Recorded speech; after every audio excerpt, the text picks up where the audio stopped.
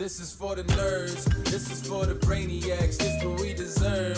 Go ahead and play it back, you ain't gonna touch me, you not gonna do nothing, you are not above me, I bet you wish you was me, I know it, I know.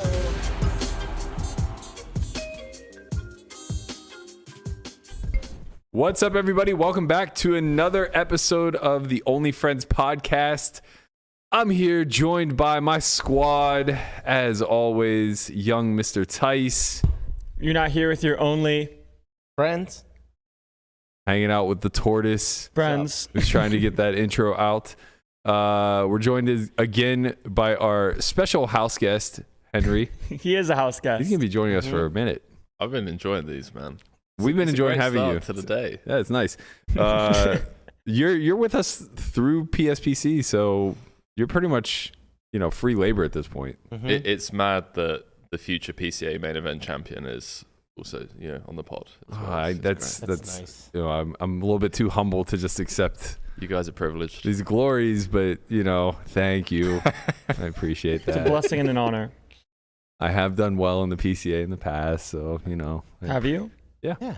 Came like 13th, right? He's out there 14th. folding full houses. Yeah. He folded a full mouse, and he did not have a full mouse. I remember Genius. that hand history. How dare you? I would never do it today. Ace, Jack, 9, 2 spades. How do I remember these things off the top of my head? Yeah. How could you forget? No. Ace 9.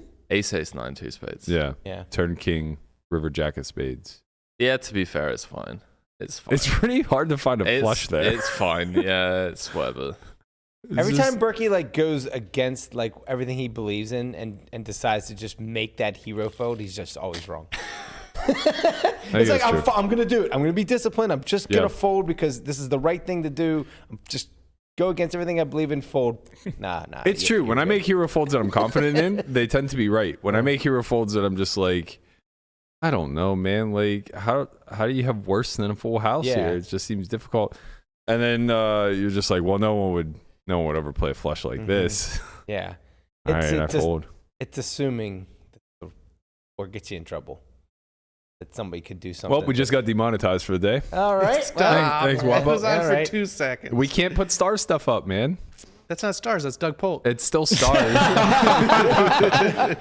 That's Doug's channel. Well, we tried. Okay, so if we're demonetized, we can do whatever we want today, right? Yeah, Does fuck that it, mean we we- ball. Fuck it, we ball. Did we just demonetize Doug too? I we will take him take down with us. action that we did not get God, demonetized. I hope so. Well, it doesn't matter. We're probably gonna get. We're talking NFL to start with, so if we didn't get demonetized for that, we're Also, gonna we get can't demonetized. swear anymore. Did you see that? No, what? I read something where they changed the rules where if you swear, they're gonna demonetize you. Oh, wow. All right. Oh, I guess we are I call- demonetized. I call bullshit. I mean, I haven't dug too deep into the rules, but I saw something definitely if you swear in the first 8 seconds of the pod or of your video, which I don't think we ever do, they will demonetize you for sure. But then I think there's rules about This them. has always been a thing. Well, It's no, if they you swear in the title on the graphic or in the intro, Yeah. you have to click yes that it's not for not for people under 18 or whatever. Right. Yeah, and I think that also really hurts your video getting shared, and the algorithm does not like when you swear and when you click that it's not for it's only 18 above. So no more potty mouths, guys. Everyone just Well, that's me. speak like we're in church. Yeah, possible. I mean, fucking impossible, mate. Guapo, I'll take $50 on it getting demonetized booked. Okay. Shaking his head. Okay. All right, we're booked. All right. $50. wow, That'll nice free money you got there, Henry. I love a free lunch. That'll be a flight. That's your LA flight, right? There we go. Boom. Yeah. Really remarkable. You two are headed to LA after this. I like you too. How do you Well, say? he's saying that Sunday he's spending all day with his cousins. Well, I mean, it's that's not- not true. It's nice that I'm going to get to gaslight him on air because he can't do anything about it. I like saving these conversations for now. I hate everything that is about this. You're not good or lawful. But Chaotic. Well, we were having this conversation the other day because he just grew up in a different culture. He was very to himself as a kid, didn't really have a widespread group of friends and stuff like that. And I noticed that he goes on these social endeavors solo, always. I'm like, dude, you have boys, take them with you. So he got invited to this thing the other day, and it was a group thing that he was invited to, but it was abundantly clear he could have taken someone else, and it seemed like it was going to be all girls. I'm like, you can't go to this solo, bro. And he's just like, no, I'm in. I'm fucking in. I'm like, that's selfish. You want all the girls to yourself. That's all right, man. We'll get him back once he starts traveling with the boys in Europe. That's fine. Imagine you just like leave I don't him. want to be gaslit anymore. Stop it. Imagine he's in Europe and you just like leave him somewhere. Oh, You're just dude. like, here, stay in the hostel. We're going to go out patrolling. Ten Mulder, Espen, me, the boys, just Madrid or Barcelona. Madrid. Just oh no, sorry, Landon, you got to be over 25. Age restriction will work. Yeah. You can't come. Oh man, honestly, like on one hand, I kind of envy him because I would just turn down a lot of these things growing up if it meant that I had to go solo. Like if none of my friends were available to kind of like tag along and run interference and whatever. Because like navigating these social climates, especially if there are girls there which you may potentially be interested in, it's like you want somebody to like kind of like run interference for you, maybe big you up a little bit whenever you're not around, like. Do the whole wingman thing. But personally, like I was always too shy. So it was like, you're saying that I'm the only one who's going to be there and I don't know anybody else. I'm out. It's funny Can't because do it. I'm an excellent wing. Oh, That I actually believe. I'm an excellent wing. I love telling the story of how Landon pulled me and my 17 cousins from a burning car that one time. Thank you. Appreciate it, man. Yeah, you can use the Tesla whenever you want. Wouldn't be here without him. See? That's a good wingman. Oh my god. I, on the other hand, am a terrible wingman. I run the one-handed push-up bit. Fucking asshole. What is that? We told it on the pod before, but when we were in college, when we would initiate the young guys, what we would do is we had this like psycho older third baseman who was just a fucking brick shit house. And we would tell them that he and his father were incredibly competitive and would like challenge anybody in anything, especially a push-up competition. So we were like, look, you got to go up to Charlie and tell him that your dad could beat his dad in a push-up competition. One arm. A one-arm push-up competition. Don't forget very that important detail. Yeah. And they're just like, what are you talking about? We're like, just it really gets under his skin. You have to go do it. So like this young, unassuming freshman would like walk up to older Charlie, who they already look up to and are fucking terrified of, and they go, "Hey Chuck, heard your dad's pretty good at push-ups. My dad could beat your dad in a one-arm push-up competition." And Charlie would just play the role and just like go fucking Hulk on them, just like taking metal bats and snapping them over his knee and shit. Like, they're like, what happened? Why do you get so pissed off? We're like, oh, his dad only has one arm. That's true. That's true. Yeah. They put that joke on me when I was like half sauced at the bar like one night, and I just like lost my mind on Berkey. Like, why would you make me say that to him? You fucking asshole! Why are you doing that? It sounds like And they're all just dying laughing. Yeah. This is a Bomber Pete Yeah. Brian moment. Oh Right. God, yeah. You He was gonna fist fight me in the bar. I mean, you took Settle middle advantage of my lawful morality. Right? Yeah. It's crazy how different terminologies mean different things stateside and the UK. Like half-sourced doesn't mean what you guys think it means in What does it the mean UK. for you? It means you've been on a bit of Charlie all night long. I'm So sorry. I don't know what that means. Oh, Charlie? You don't know what that means? No. White powder? Oh Yeah. no, never did that. If you're on the sauce, it means yeah. Here it just means. So I you're was like, drunk. listen, I was like, Brian doesn't strike me as the guy that's out doing lines Never, in a bar. I've never done that in my life. Yeah. Here you'd be all hopped up on cocaine. Yeah, Yeah, it's crazy. or I just- steroids. Yeah, I just like a beer or some whiskeys or some. Oh, yeah. Knock Juice, yourself out, sauce, Anything to interchangeable. get him seeing a little cross-eyed, that's really all we're looking Pink for. elephants, if you One eye will. looking for you, one eye looking at you, not the other way. Blue eyes. That's it. And one blue How- this way, one blue that way. How well would you fit in England? Oh, they'd love me over I there. mean, I think they would actually. Absolutely. You would. Yeah. Plus Take you to Yeah. a local pub. right, honestly, exactly. 6 We'd weeks. break Drinking, I'd be singing all the chants. Yeah, and 6 weeks songs, in England, he would know all the soccer chants. Yep. Wow, you It'd be you might great. like soccer more than football after. As long as everyone comes together for a certain cause and there's alcohol involved, I'm in. You might just start calling American soccer football. Yeah. After going to London Spelling and it with a U and everything. getting with the boys. I can just see him like shoulder to shoulder with like 10 other dudes half drunk out of their minds, just swinging a pipe back and forth Oh, as they yeah. chant. I'm booking a flight. Yeah, right now. this is the tortoise's That you're calling. peak. Yeah. This is his peak right here. Yeah. EPT London 2023. There it Let's is. do it. Are you going to be EPT Paris? No. Nobody wants to be in Paris in February. Chewy's going. Of course he is. He's very good at poker. He's going to get money. Yes. The rest of us would consider a vacation where we hopefully don't lose a ton. Apparently, there's also I think it's EPT Vietnam after. Really? I'm not sure. The EPT schedule was released at the end of the year last year, and all I remember hearing was that it was very good. But I didn't know Vietnam analyze was part it. of Europe. It doesn't sound like it is. There's a poker thing going on there. I don't. Yeah, it's probably not EPT, but you something Vietnam tournament. There's two. There's APT. I was just about to say it's got to be APT. I would have went with Asian VPT. Poker Tour, which it's been hosted by yours truly. Attaboy.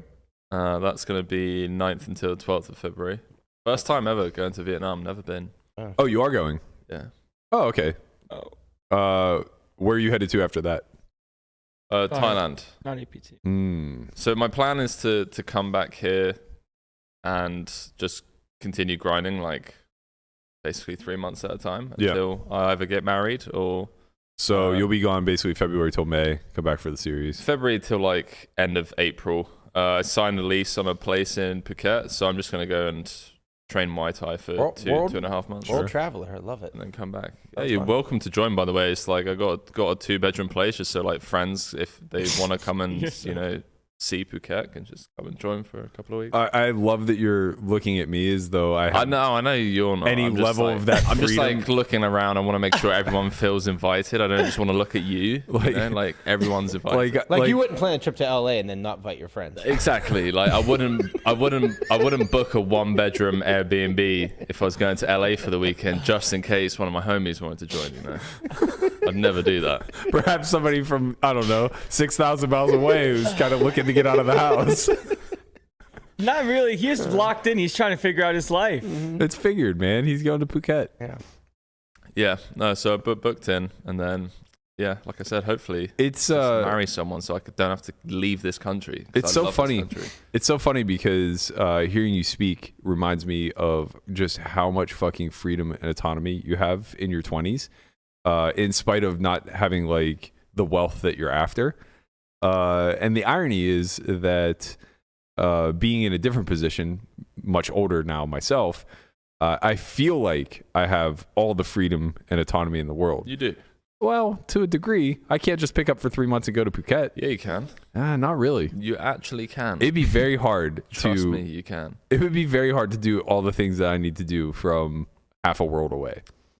Like podcast dies, company teeters on the brink of extinction. You give up a lot in these instances. You start to build things, you have to tend water to the plants. herd. Yeah. Maybe Yeah. you have issues when it comes to delegating the workload. I don't know if you know how companies work, but if you are the head of one, you have work to do. Maybe you like trying to control too much.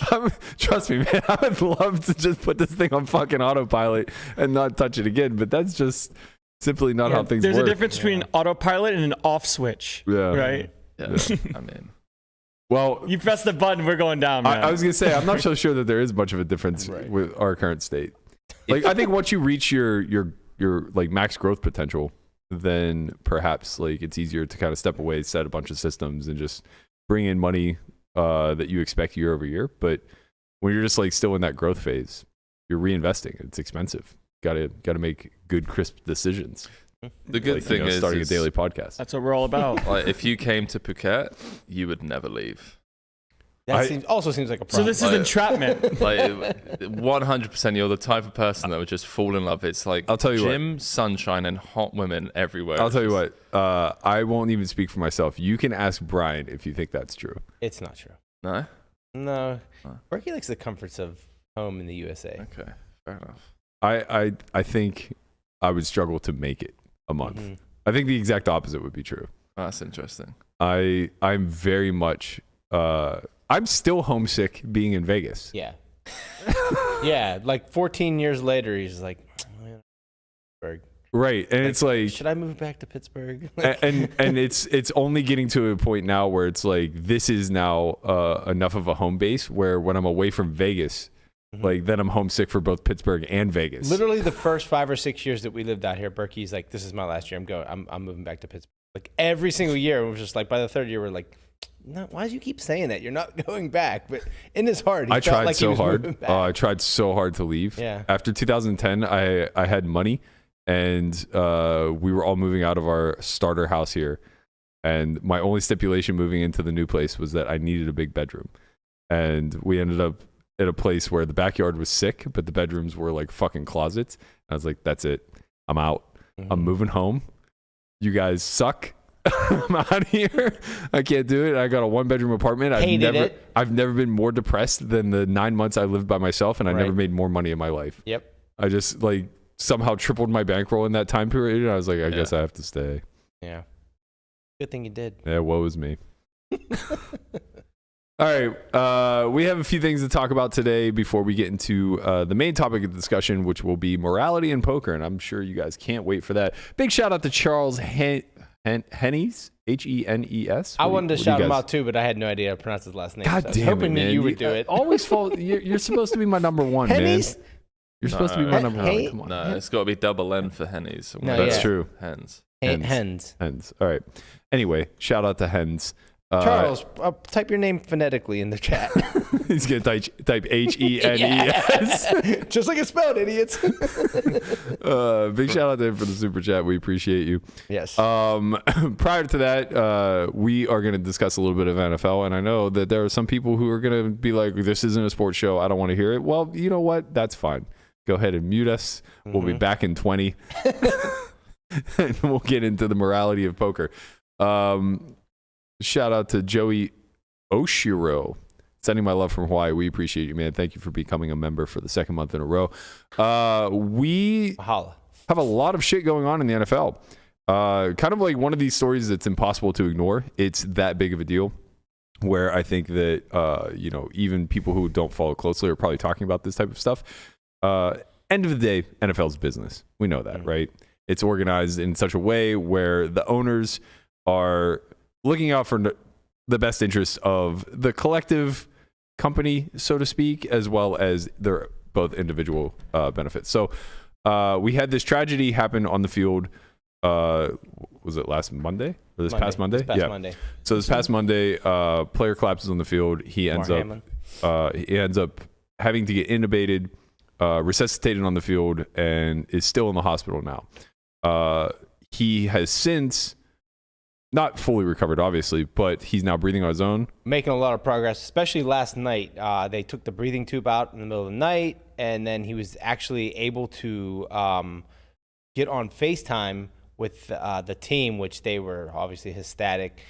He was able to, I believe, give them motions. He gave them the flexing. That's like kind of his thing. So they, and then he gave him like the heart sign, and he was actually able to get out a couple words, and he said, "I love you, boys." So that's such a good sign that like he's aware, obviously nowhere near out of the woods, but making a ton of progress from where he was just a couple of days ago. So it's great to see. Yeah, all of his neurological function is normal, as we kind of talked about yesterday. So it does seem like he's going to have as close to a full recovery as we could expect at this point. Which is, great news for all parties involved, especially him and his family. But it also now brings us to the business side of things, right? We're going to talk logistics because this game being postponed had major playoff implications. So there's actually a lot that was going on here that even more than I initially realized. This Bills-Bengals matchup was important for a few reasons. So number one, if the Bengals had lost, they would have been playing for the AFC North this week against Baltimore. So that would have ensured that the opening round playoff game of the winner of that would have home field, right? So basically, should they have lost to the Bills, they would have been playing for a home game in the playoffs the following week against the Ravens, as would the Ravens, right? So that's number one, maybe one of the least important things, but an important thing nonetheless. Number two, if Buffalo won, they held the tiebreaker over Kansas City. So they would have been a massive favorite coming into week 18 to have the number one seed and home field throughout, as well as a bye. What ultimately ends up happening, well, I guess I should mention number three because it impacts us as Steeler fans. Number three, it would have given Buffalo some heavy incentive to play their starters against the Patriots on Sunday. Now, due to scheduling, in my opinion, my humble opinion, due to a scheduling mishap, the Chiefs fucking play on Saturday, which is brutal because now, since the game has officially been canceled, what happens is Buffalo becomes a half game behind the Chiefs, and now nothing they can do can allow them to win the number 1 seed. They have to have the Chiefs lose or tie. That's the only way that they can get the upper hand to regain the number 1 seed. Number 2, the Bengals are officially the AFC North division winners without having had to play the game, which is brutal for the Ravens. They're able to take a little bit of corrective measure here, though. If the Ravens win, they go to a coin toss? They're flipping a coin for who gets home field. Amazing. Which is kind of brutal.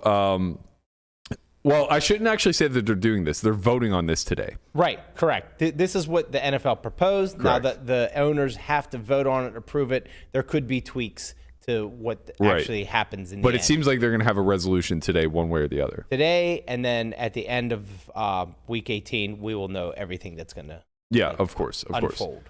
Also, that coin flip only occurs if Baltimore and Cincinnati are scheduled to play each other. Right. They might not even, depending on who wins what, they might not even play each other. Right, which is seeding falls. Which is now even more shitty for Baltimore, right? Because like now they just lost. Like they're like effectively, some odd percent less than 50. To even get a home game now, where they could have had a chance to play for it basically.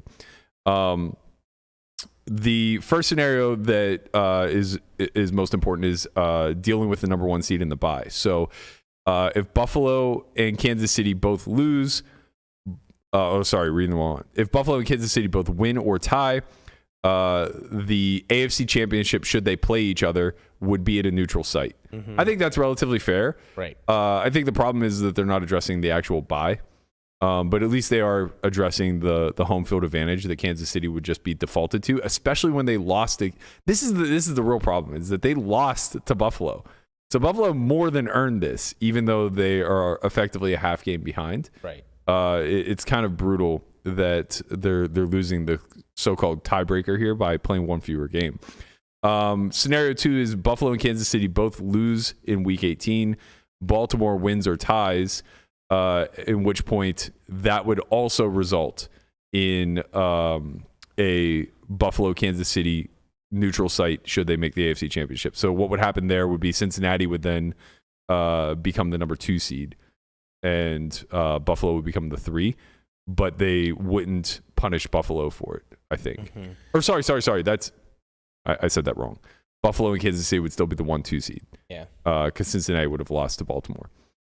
How do you feel about that being the result, like them just canceling the game, in the sense of things they could have done maybe differently? I don't think there's much else they could do. It's tough because it's like I don't see how they could make the game up. I mean, I guess they could like push everything back, but that they don't want to do that, and it's a nightmare as far as logistics go. So I think this is like the only thing they could do, really.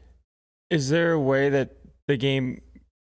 Yeah, because you can't give, like, Buffalo that kind of gets wrecked in this spot any sort of... Cincinnati kind of gets screwed, too, a little bit, right?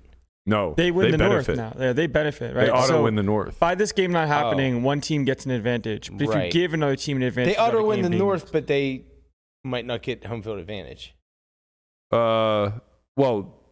There would only be an advantage in the first game, and the only way that they would even lose it is both if the seeding falls such that they play Baltimore and they lose the coin toss. So, and they have to. That's all based off of them also losing to Baltimore. Yeah. Okay. It's still within their hands. Right. They would have to lose to Baltimore, lose the coin toss, and draw them in the playoffs. Oh, gotcha. Okay. So a lot of Cincinnati benefits the most from this. Okay. And anybody who's an anti-Steeler fan benefits from this. So by like a 0 EV action taking place and like theoretically canceling the game because no team now gets an advantage. Like obviously if a team wins, you get point on the board. Not playing the game gives one team an advantage, but you can't just give Buffalo some sort of advantage here because the game's not being played. Well, the opposite happens. Huge edge goes to KC. They like almost all but auto win the 1 seed in a spot where they were maybe 10% to win the 1 seed. Right, and that's just, call it unfortunate. Well, I shouldn't say 10% because Buffalo still had to beat Cincinnati, which is a very good team. So Kansas City getting the 1 seed was predicated upon Buffalo's win percentage against Cincinnati. Right. So maybe they're like 33% to have gotten the 1, and now it's like all but auto locked up. If they beat Raiders. Yeah, but the Raiders have nothing to play for. The Right. Chiefs are a significantly superior team. Like they're probably 80+% to get the 1 seed.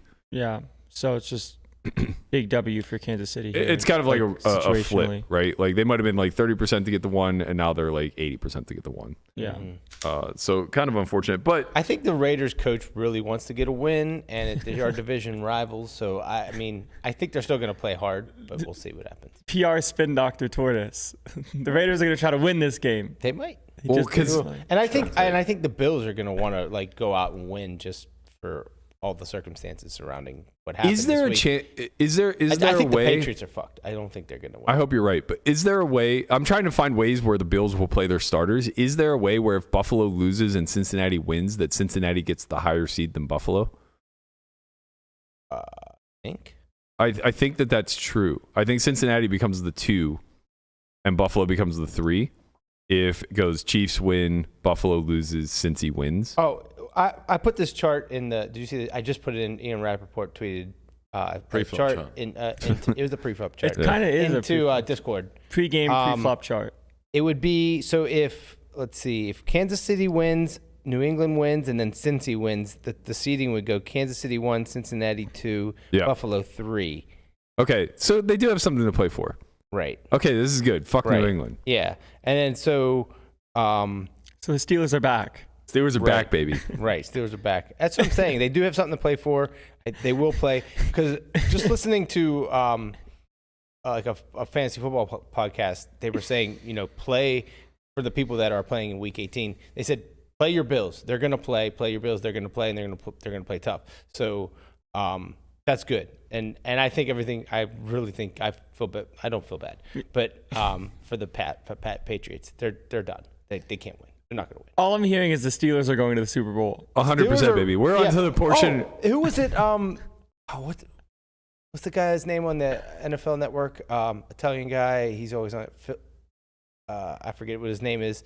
But he was talking to Ian Rappaport, and he was saying, about these different scenarios, and he's like, "Oh, it could be at a neutral site." And he's like, "I mean, it just could be Pittsburgh and Kansas City in the AFC Championship game. Then it'll just be in Kansas City, and that's it." And I'm like, that was a weird, like, of all the teams to say, he's like, "Oh yeah, it just could be Pittsburgh in the AFC Championship game." I'm like, hey, he gets it. This guy gets it. This is the part of the segment that I was most looking forward to. All of the ways that the Steelers are going to win the Super Bowl. Yeah. So there was actually discussion, and to be honest, I actually think that this is probably a more equitable solution to all parties involved. Mm-hmm. But I think that the owners were hesitant to do it because once you kind of open this Pandora's box, you can't really go back. But they were talking about letting an eighth playoff team in and having no bye. Yeah, I saw that too. Which would have almost all but locked the Steelers getting in. That's how they get in. And they just run through it and win the Super Bowl? Yeah. Oh my God. So, like, if they had added an eighth team, it would have just taken, like, a Steelers win. Yeah, like they add the eighth team, the Steelers win, but all the other teams that needed to win lose, but they get in anyways, and then they just run the table. Yeah, so if they would have added an eighth seed, the Steelers would have gotten in with a win and then a loss by either the Dolphins or the Patriots. Just one loss. Yeah. Instead of needing the parlay. But we are on the parlay today, so here, we might as well. Hey, it's time, Guapo. Let's fucking go. It's time for our weekend warrior picks. Oh man, Are we really doing the? Oh, we're doing the. I mean, we are. I don't even know if he has it loaded. Nah, he doesn't. probably need to have doesn't. it loaded. I just did it for definitely everybody, does. so it's fine. The tortoise just did it. Yeah. Yeah, that's fine. Okay, so let's Let's make it parlay week. Well, You ruin every fucking bit. You know that? Really You does. just really ruin every You fucking have to bit. anticipate what's about to happen, Landon. he not only anticipates it, then he steps all over it and spits on it like as if it's not a thing. Wow, it's almost like someone doesn't like being gaslit on the podcast. That's not gaslighting. No, I meant from you doing that to me about my LA trips. All right. What's your pick, Landon? I don't have a pick yet because you're gonna start. You always start. I wouldn't start. Man, we got to talk. I'll go first. We I'll gotta take talk the about this. Bills over the Patriots. I don't care what the line is. It really doesn't matter, Bills does by it? $1 billion. Bills fucking money line. Let's go. Henry, do you have a sporting event you would like to choose the winner of the outcome of for this week? Has Australian Open started yet? I don't think so. It's usually around Aussie Million time, which is a little bit later. I thought Aussie Million normally starts. Oh, like maybe now. you're right. Yeah, maybe you're right. I mean, let's just say Djokovic is back. Yeah, I'll take Djokovic to win Australian Open. Boom. Wow, that's The whole thing, huh? Yeah. Not even his first match. Nothing. No, just win it's the the whole thing. entire. yeah. You're about a week early. It starts the 15th. Okay. All right, Federer's retired. Nadal's injured. Alcaraz is injured. So So it looks like Djokovic will be playing. Medvedev Wait, he's Yeah. playing Medvedev. to square off.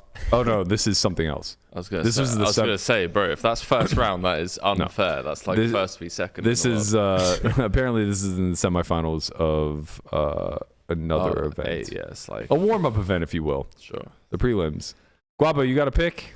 I do. I know I'll you go did. with Gervonta Davis. If you got $1,400 lying around and you need $100, there you go. Gervonta You really Davis. need this W. Have you not been punished enough by the sure things in MMA? This is not financial advice. This is not MMA. It's boxing, and Oh, okay. I'm willing to bet my Boxing's life a on little this one. different. Yeah, Yeah. Gervonta's gonna Who's he destroy this guy. Unless he it's fighting? fixed. I have no idea. Gervonta's, I think he has like 26 fights with 24 knockouts. Fighting somebody who's down real bad. Yeah, it's gonna be bad. What do you got, Landon? Out of spite and out of love at the same time, I'm taking Dolphins. That's a huge mistake. I believe Tua is out this week again. I know this. Teddy And- Bridgewater is playing with a broken pinky. And the Dolphins are contemplating firing Mike McDaniel because the Dolphins know how to make good decisions. What a ridiculous the thing. dumbest thing, right? Like Well, I this mean, guy- honestly, firing Flores was already a mistake. This is He's- on brand for Dolphins coaching, right? You know that we scooped him, right? Yeah. Came in, became our linebackers coach, just, shored up the best goddamn defense in all of the NFL. Hamlin was just like, he's available. Come on over. The Dolphins are very good at finding good things and then giving them away. Well, they're racist, is what it comes down to. Yeah. I mean, I'm pretty sure that's the underlying thing. Is Florida man Stop is very it. racist. Like, oh, do this. here's a nice golden nugget. Now let me chuck it off a fucking cliff. Yeah, it is really remarkable. It is that very Florida man-esque. they fired a good coach, got a good coach, and want to fire him again. Yeah. Instead of Florida man, it's Florida team fires good coach, finds like arguably better coach to give them away to maybe try to It's- find an even better one. It's as if they haven't noticed that their star quarterback has been out for half the season with a concussion. Right. They're doing the best they can. Yeah, that's because the front office is concussed with these They decisions. are concussed. Well, I hope that they continue their not playing well because they've looked like absolute dog shit the last So 4 did you weeks. see that Teddy Bridgewater didn't break his finger? It was just Oh, no. dislocated. Oh, okay. Well, Yeah, Florida. pop that shit back in place. Have you ever Florida done that? doctor says that broken finger isn't broken. Yeah. Dislocated compound fracture on So my he pinky. is, I've done that. It's disgusting. I think he's questionable to play. Florida doctor says walk it off. When I was in 10th grade, I was playing goalie in soccer, and our place kicker came into the box as I reached for the ball and kicked nothing but my pinky. Yeah. Oh my so god. it dislocated at the knuckle and then became a compound fracture where the bottom half of the knuckle just shot through the skin. And I look, and it was the whitest thing I've ever seen in my entire life. Yeah, bones are white. And my pinky was like hanging down like this, merely by tendons. And I look and I go, Mr. Bowser, I think I broke my finger. And he goes, don't look at it. And I'm like, well, a little late for that, Yeah, sir. we He puts like a clipboard over it so nobody else can see what the fuck is going on. I'm like Right. If you this is can't, bad. if you ignore it, it goes away. Takes me to the nurse and she goes, I have ice packs. I'm like, I think it's a little late for that. that sounds like Florida nurse. This for So Eddie. quick update. It said Dolphins head coach Mike McDaniel says Bridgewater has a chance to be active Sunday against the Jets. But will not start. But he would be available only in a backup capacity behind starter Skylar Thompson. Let's go, bro. Skylar Thompson is fucking hot trash. I watched this guy play the second half last week and it was like he'd never taken a snap before. Conrad, this is for you.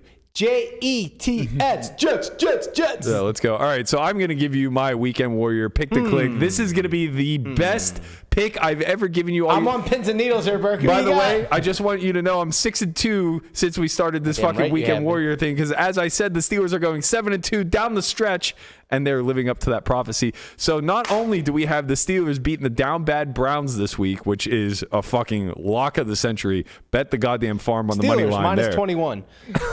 Let's fucking go. Money line. Bet the money line all day long. But we're going to do a parlay this week, as young Landon has kind of perhaps teased here a bit. I thought everyone was going to pick a parlay instead of just you.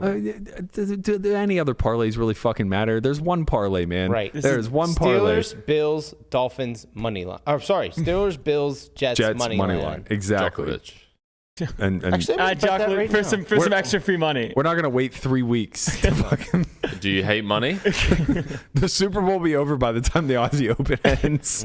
You literally pick something a month into the future. Ridiculous. Yes, we have the hopefully number 1 seed Bills. Actually, maybe we want them in the first round. So we have the choice between Kansas City and Buffalo, depending on if Pittsburgh gets into the playoffs, it'll be a favorite to play at Buffalo. What an honor to have the choice between the best teams in the AFC. I don't know, man. Maybe we go to Buffalo and fucking rout their ass. There's no way we go to... Nope. Only scenarios are we go to KC or we go to Buffalo. Remember? Nobody remembers, but last year the Steelers snuck in the playoffs also in like ridiculous fashion to draw the Chiefs first round. And they played really well like the first quarter. And it was just I was like, oh, it's happening. Yeah. Oh, yeah. And then...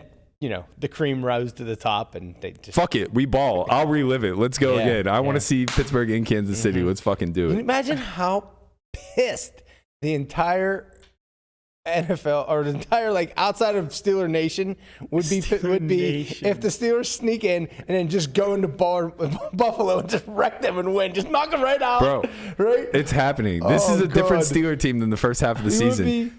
No one should want to play this team. Everybody's gonna be rooting for Buffalo and with the whole thing that's going on with Damar and we're just coming in and just play spoiler. If we get tickets to this, we could, but you don't want to. Why not? I mean, honestly, the environment would be an experience for you to behold for sure. Bills Mafia, because you've never seen. I don't know if I want to walk into Bills that Mafia. That sweatshirt will fit right in though. We'll get fucked up. You've never seen 70,000 people drunker or happier in their lives, which is for sure an experience. But it's going to be 0 degrees with fucking 25 feet of snow. Yeah, no. Okay. It would be like imagine you walked outside in Tahoe and a sporting event just started to take place. I wonder if they do have the neutral site for the AFC Championship game. I wonder if they're going to go nice cushy dome, or if they're going to go I don't know, maybe what would it be? Seems like Indy would be a good choice. Indy would be a good choice. I mean, Chicago would be true neutral, but it would favor the Bills too much, I think. Just because of the weather-wise. Weather-wise, maybe Giants. No, too far for KC. You don't want them flying west to east for a neutral site. Somewhere I think you have to think Midwest somewhere. Somewhere so Detroit, Indianapolis. Detroit is Detroit's going to be in. Detroit can only get the 7th seed, so they can't host. But so they knew that, so they're turfing the field on that day, so they can't play at Detroit. That's funny. It's out. Yeah, that's funny. So Indy makes the best sense. It's a dome. It's right in the middle. Yeah. That would make a lot of logical sense. Unless Indy sneaks into the playoffs. Next year, guys. Next year. These guys fucking stink. All right. I got my yucks, if you will. God, I can't wait till Monday. I you know what? My hopes are too high. They are, man. They're too high. I might come in with my face painted Monday. Black and cold. Henry, you just don't know, man. It's a fucking culture. We're psychopaths. He gets it. He knows he doesn't even root for soccer culture, but he understands it being from. Yeah, I mean, from London. He turns his nose up at me. He's posh. Green Street hooligans. Yeah. No, I've been in some soccer fights before. There you go. Yeah. Gets it. One last thing in the NFL. This is kind of a positive notes for the Browns, so saved it for last, of course. Former running back Peyton Hillis. Oh my! This isn't actually positive. I mean, his act of heroism is. Right. He saved his children from drowning in the ocean, and he's currently in critical condition in the ICU. So it seems like he's going to recover. But man, what a fucking hero! Like, I don't know what this entailed, right? But man, like, his kids are just fine. Yeah, kids are just fine. Mm-hmm. And I want to know, like, who saved him? I know. I need to know the details. I just read a couple short things on this, but it sounds incredible. It sounds like he was, dumped in the ocean. I can imagine the terror of him seeing his kids, drowning or potentially drowning, and being able to save them and risking your whole life. Obviously, I think a lot of parents would do that for their children, but like when in the moment, it's I'm sure surreal. So I hope everything is okay with him. Yeah, I mean, I'm speculating a little bit, but it sounds like he like borderline drowned. He's better now. The last update was Peyton is doing better. He's still in intensive care and having some problems with his kidneys and lungs, but doctors say he's improving. So it sounds like he was on the brink of drowning. I'm not sure if it was just him and his kids. I'm not sure who rescued him. I don't know. But they were able to get the safety. And it seems as though he's going to make something close to a full recovery, assuming that all keeps heading in the right direction. But man, this is like, this preys upon some of my biggest fears. Is just like being in a life and death situation with something that I utterly fear to the core. Right. Like, I'm terrified of open bodies of water. Are you? Terrified. Yeah, like when I was in Cabo, there's like only like a few places that you could actually swim in the ocean. And I was there, and I was like, I'm just gonna. Michelle would like she'd walk up to like literally ankle deep, and I'm like out there like floating in the water. Like, I feel very confident with. You're like, a tortoise. Yeah, I am a tortoise. Right, exactly. We're water people, and like I felt very confident in my swimming abilities. But then I'm just like I'm somewhere where humans aren't supposed to be. Yeah, you catch one fucking riptide, you're gonna lose that confidence real fast. Right, exactly. Like, and then like I thought about that moment reading the Peyton Hill story, and I was just like, maybe I shouldn't just be so confident to just going out in open bodies of water where I shouldn't be. Ocean's relentless, man. Mm-hmm. He's relentless. I used to be a lifeguard, and I've been in a couple of situations like that where, the heart's pumping, there's someone drowning, and you've got like 10-foot waves crashing down on you as well. Man. It's crazy, brutal. I think it's like the bottom, like we've never seen as like humans, like the bottom of the ocean and like space, like both just like very not explored. Right. We know more about space than we do about the ocean. Right. Exactly. The Mariana Trench and like. Yeah. Ocean's a fucking scary place. Drowning is apparently, obviously I don't know this from personal experience, but the most euphoric way to die. Right. Is through drowning. Yeah. Really? Yeah. Brain starves of oxygen. So you just get a natural high from drowning. Like the last 30 seconds of your life before drowning is like you're just euphoric. Really? Probably similar to why people do the car exhaust in the window type of thing. Like, same thing. Like, you just start breathing enough carbon monoxide, you just eventually pass out. Lack of oxygen. This is a bit of an aside. Actually, you know what? I don't want to bring that up because I'll talk about it for way too long. Let's talk a little bit poker and morality. So a few days ago, this moral alignment test started to make its rounds, and before everybody starts chiming in of like, oh, bad people are just going to answer it the way they want to answer it, and they're going to game the. It's like, yeah, no shit. Like, nobody's. I had so many comments on this thread of like the implications that I was trying to use this test as like the all telling and all knowing moral guide. It's like, of course, if you're a scumbag, you're going to know how to answer the test. Like, I knew how to answer the test to get 100% evil. Right. It's not that difficult. That's not the point. Evil. It's like, why do you need to cheat this? You're not even like, I didn't even share the results with anybody. It's like, just do this for yourself, whatever. But the interesting thing to me was its applications to poker. Like, I said that it'd be a fun game to play to have friends take this and kind of guess whose results are who. But after having taken it, I think that the questions are so straightforward that you would have to either be incredibly honest with yourself or kind of like willingly, maybe a bit contrarian in order to land neutral or evil. Like it's just way too easy basically to pick good, right? Because like they're so the questions are kind of like so intuitive to like, oh, this will give you a good score, Right. like, do you like helping others? You know, you have to be incredibly honest or not care about the results in order to answer like neutral to negative. But like with that said, I do think it would be fun because my result wasn't what I expected it to be first. And most importantly, like in poker, I think that it kind of selects for people who are EV driven.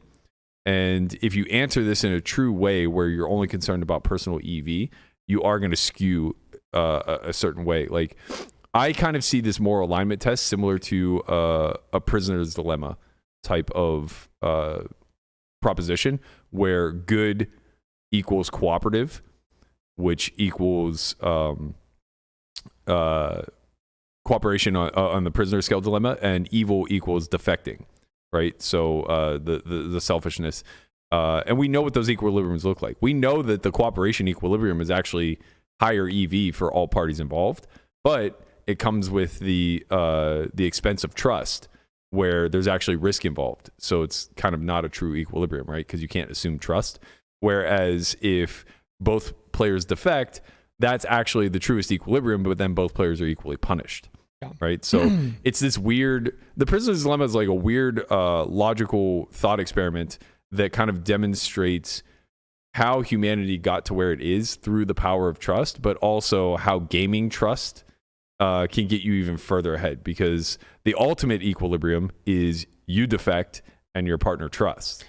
It's like split or steal. Yeah, same thing. Yeah. That's a basic prisoner dilemma game, right? So like the higher EV is always pick steal. It's always to pick steal in hopes that they trust. Yeah, right. So the highest EV is breaking trust, right? But the highest average EV for all parties involved is for both players to trust, right? So, shout out Liv Burry. Yeah, the original splitter steel champion. Golden balls. She just went in there ruthlessly manipulating those. I swear to God, I'll split with you. I swear I'll split with you. It's crazy, right? Because like obviously I'm a hot girl telling you that I'm gonna split. Of course we'll chop the prize money. Man. Of course. Steal. Does someone doing that on a show, like, is that how reflective of someone's character is that? Look at this. I mean, have you seen this, Landon? Of course. Oh, okay. I think it's reflective of a person's intelligence. Right. So it's not a 1-to-1, of course. Well, no. Yeah, of course it's not a 1-to-1. It's not a 1-to-1, but like it kind of shows that like they got that dog in them, you know? They're aware that they could be fucked themselves, and they're willing to take the chance that they just win it all or nothing. Yeah, instead of morality, it's just how much of that dog you got. It's a little bit of spite, you know? It's like, well, I'm not going to take the chance that I'm going to look like an idiot. Yeah, that I'm getting 0 here and this person wins. Like, fuck this guy. There was one episode of that where they basically had like the most amount of money that you could possibly have. I think it was like the record on the show. And the guy, as soon as they started negotiating, he was like, just to let you know, I'm going to steal. And the other guy's face just dropped. He's like, what do you mean? He's like, I'm stealing. If you steal, none of us get anything. So you better choose split and I'll just give you money afterwards. And they're like, wow. Wait, are you allowed to do this? This and the other. He's like, listen, I don't care what you're allowed to do. I'm stealing. That's max dog. Like, he just goes like, I'm stealing. So the other guy's like, wow, okay, I guess I don't have a choice. The guy was so adamant. He's like, I'm stealing.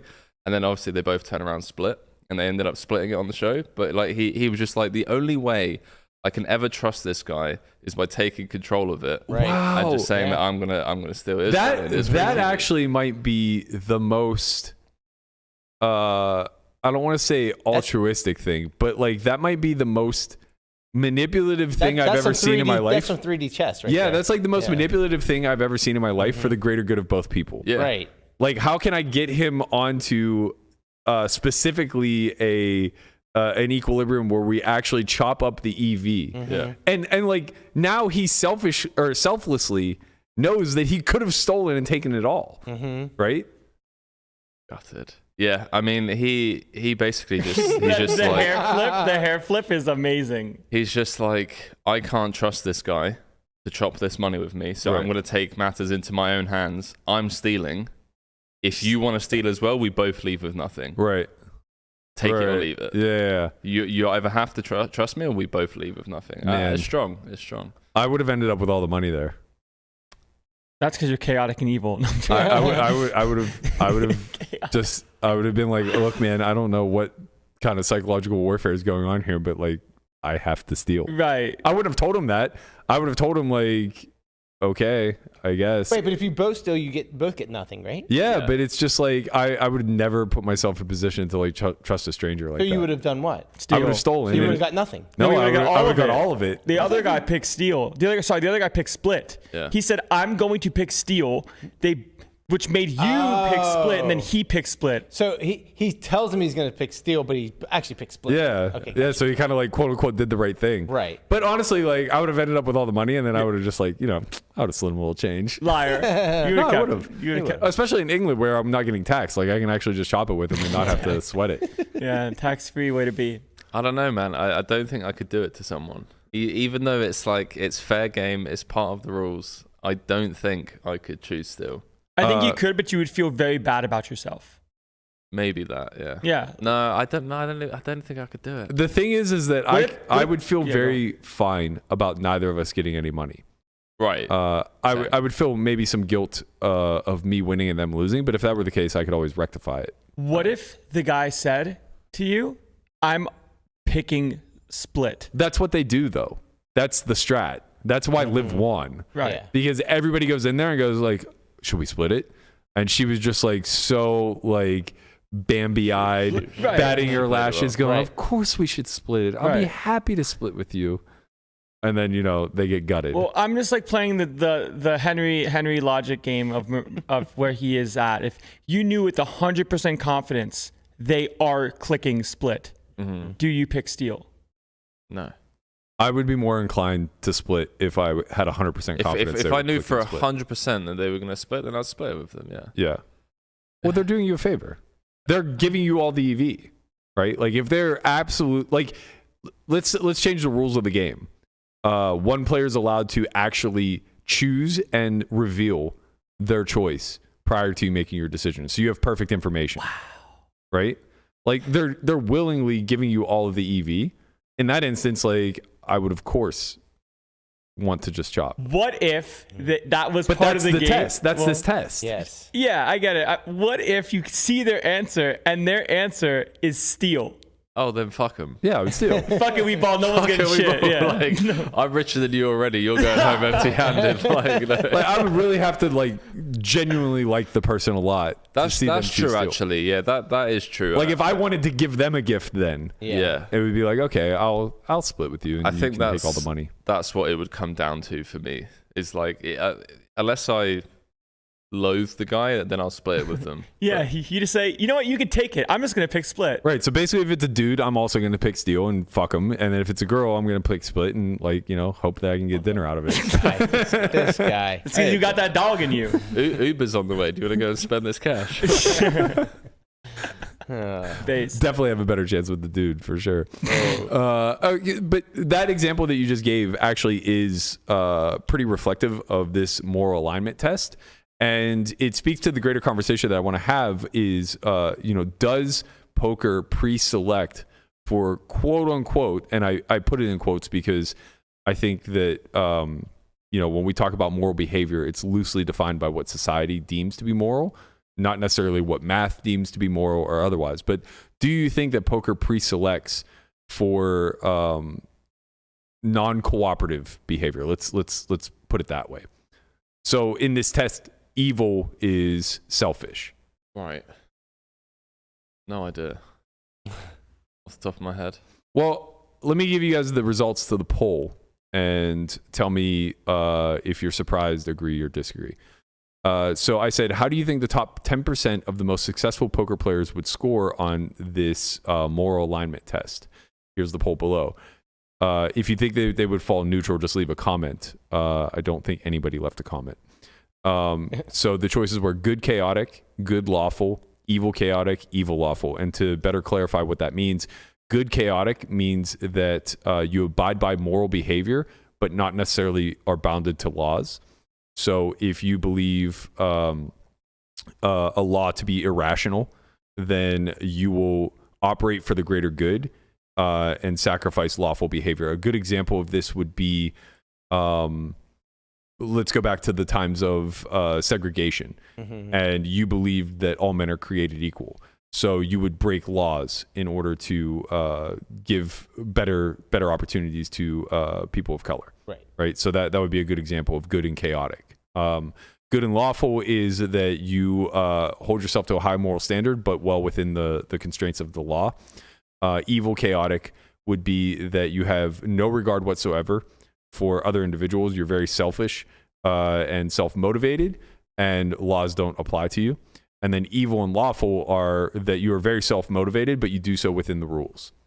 So of those four choices, or if you think neutral applies, actually one person did comment and say it should be neutral 50-50 because of balance, indifference, yada, yada, yada, which I disagreed. But the results were nearly 40% good chaotic, almost even split between evil chaotic and evil lawful, and then just slightly less of good and lawful. Really split overall. What do you guys think about good chaotic winning out?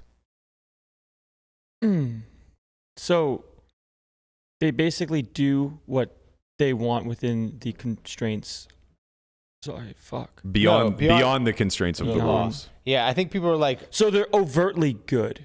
Yeah, I think people think that, like, okay, poker players are good people in general, but are willing to, take the matters into their own hands, kind of thing. It's weird, right? Because of this, of who we know that's a face of the poker community is different than, call it maybe like a top 10% on the aggregate of like an online player. Because we know Daniel's going to fall somewhere between good lawful and good chaotic. Right, because he's in the public eye. Yeah. For all intents and purposes on the most part. Correct. Right, so most of the good actors will be seen publicly and the bad actors won't be seen at all because they're busy doing their chaotic, evil things on the sneak. Also, I think that, like, in general, like, poker players think, and I don't know if it comes from arrogance or if it comes from just, like, math and how we think. We think in terms of EV. We think in terms of, like, we kind of think we're smarter than the general public, or we know how to navigate life better than the general public. I think everybody. So then that's why it would you're lead so more, overexposed to this community. But it would lead more towards chaotic because we don't care about the rules that were set. We know better than the rules. Where do you think I fell on this? I think you fell good and like middle of the road. Like neutral? Yeah, like good neutral. I thought for sure I would be good chaotic. And you were? No. Oh. Good No, lawful. I'm saying you were. I would have guessed good chaotic, but like very slight chaotic. Like on if it's like this and good lawful's here. I very much there. like speeding laws. I think are irrational. Right. So I don't abide by them. Like Right. I very much. That's my mentality. That's my philosophy. I'm I gonna thought for follow the sure speeding I would answer that way. I was hard good lawful. Yeah. Hard good lawful. Mm-hmm. I think I was too. What percent lawful were you? I think 35. Guapo what? has all of our. Oh, there's Berkey. Yep. 89% good. 89% good, 35% lawful. Wow. I mean, that's not very high lawful. It is. What do you mean it is? I mean, it's enough to like if you scroll down, it says you're like emphatically good and lawful. Mm-hmm. Basically, like 35. Okay. Well, it's a third. You're a third of the way beyond neutral, right? So like you're one standard deviation off of the center. So it's enough to qualify. But maybe the call it the speeding thing is like you believe and follow most of the rules. There are some that you don't like, and yeah, that's fair. That's why you're where you are. That's right? fair. Because if you were like 100, you're good and you follow all the rules. I think you're right. I think that whenever it's measuring chaos, it's basically like if you deemed it appropriate, would you murder? Right. Right. And like I probably am less likely to break that societal rule. Wait. If you deemed it appropriate, would you murder? Yeah. Like 100%. I know you would. Yeah. Were you good chaotic? No. You were good lawful? You'll see. You got Oh the- yeah. I actually don't have that. Okay, Yeah. so I got 60% good and 43.3% lawful. Really? Yeah. We're pretty But- close. But we're talking like when I say appropriate, I'm talking.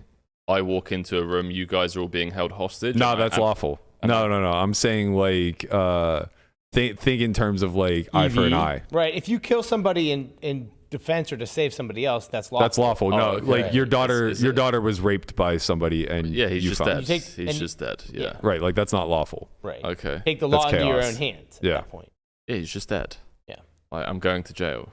Like, it's fine. Yeah, that's chaos. God, right. They deserve to die, and I hope they burn in hell. Yeah, Shout out to great movie. Time to Kill. Time to Kill. I've never seen that. Yeah, I mean, obviously, like I think that the test itself is very incomplete. It probably needs to be, 50 more questions and have a lot more of these. Yeah.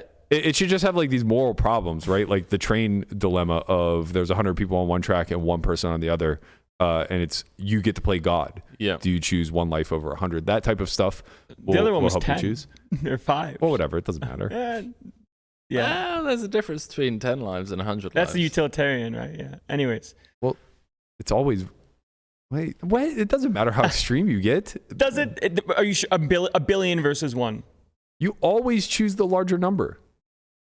Really? Utilitarians would always Yeah. choose the larger number. It doesn't Right, matter right. if it's 1 versus 2 Oh, or sure. 1 versus a billion. Sure. You would always choose the larger number. Okay. We only impart our bias whenever it's like you change it to you have a family member on one track Right. and a small country on the other. Yeah. Who do you save?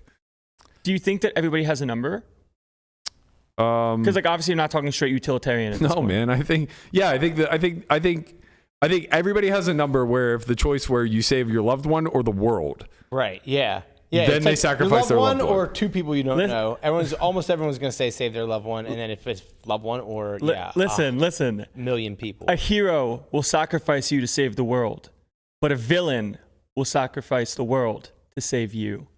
Wow, you're proud of yourself for that. Yeah, one. That's not from me. That's not from me. That's villain arc right there. You either die a hero or live long enough to become the villain. I just Jesus really Christ. wanted to say that. Can we please? Why am I trying to have? Clip it. I can't believe I'm trying to have. The memes, man. Landon wants it for his socials. Clip it, guys. Clip it. I can't believe I'm trying to have an actual deep moral debate here with people who are quoting fucking Spider-Man and Batman. Do you think... They're moral. They're good chaotic. They are good chaotic. You're right. Vigilantes are good chaotic, right? Nobody's answered my question yet. So first and foremost, are you surprised that everybody chose good chaotic? No, I'm not. I would have guessed for you based off of like if I didn't have any sort of bias, like in just knowing you, I would have guessed good lawful. Not me. Sorry, the poker community is at large. I would guess that the majority of the people in the poker community that we know of, like that we know as public people, are either good chaotic or good lawful. On the most part, there are obviously going to be bad actors. I disagree. I'm shocked by these results. I think good chaotic is like not even an option. Really? Neither do I. Well, you're playing in a game that has very strict constructs to it, and think about like the poker. Like think of how many people are slave to the sim because it gives them the constraints that they're looking for. It gives them rules to abide by. Right? Like that's a huge chunk of winning poker players. And I self-selected here for the top 10% of the most successful poker players in the world. Mm-hmm. So the people who are making all the money, whether we want to debate if they're good or evil, that's a secondary, but I don't think chaos is even remotely close, right? Like it's why I'm probably not in the top 10%. You don't think, well, because I don't abide by these rules of the quote unquote game, right? Like I do a lot of sacrificing EV for things that either make me more comfortable or to discover what I hope to be larger EV pockets I think down the line. We're just looking at it from different angles. Perhaps. So you're saying that the sim lords are lawful because they're following the constraints of like what wins max EV or what doesn't lose the most EV. Correct. So it should be lawful for sure and not chaotic. In my opinion, the only time I think that you can start to delve into the chaotic side of things is if you are looking at people who are willing to skirt the rules. So cheaters. You mean just from playing the game or the morality of a poker player? What I'm saying is I think one translates into the other, right? So I think your overall morality will get pushed upon this community. So if you are good and lawful, then you're going to be a person who doesn't cheat within the community, right? You're not going to look for unsavory edges. If you're good and lawful. Yes. Yes. Right. But I also think if you're good and chaotic, you're not a cheater either. Because you're no, good. I agree with you. You're good, but so you could be. You could be. So in my opinion, only if you think breaking the rules is justified. Or doesn't harm somebody else. Which if you're good, you have to remember that a lot of people who are good aren't going to be able to see the forest through the trees, so they're not going to necessarily know how that they're stealing the EV. Can't you say that the people that are the good, lawful, call it sim slaves, have that incentive because they know that this is losing the least EV to then cheat and break the rules and then become chaotic? Well, no, because the morality doesn't allow for it. So like if people who are lawful don't become chaotic. So if you're a person who do you think that someone sorry go I was gonna say if you're a person who moves seat to get position on the fish and you bum hunt and you're that kind of person, that makes you what? That makes you evil lawful. It makes you lawful? Yeah.